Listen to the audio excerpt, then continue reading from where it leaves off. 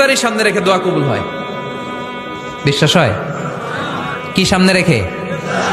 সামনে ইফতারি। বসে থাকে আমরা তৃষ্ণায় সারাটা দিন, ছাতি ফেটে যায়। আল্লাহ দেখে, দেখতে দেখতে আল্লাহর একটা সফট কর্নার তৈরি হয়। এটাই সুযোগ কাজে লাগানোর, ঠিক কিনা?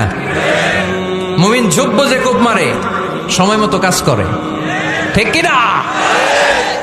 আল্লাহ তখন ফেরেশতাদেরকে জিজ্ঞেস করে, এই ঘটনা কি? খায় না যে? খায় না কেন? আল্লাহ রোজা রাখছে। এগুলো কি? রো আফজা, পেঁয়াজ, আলুর চপ, বেগুনি, মুরগির রান খায় না।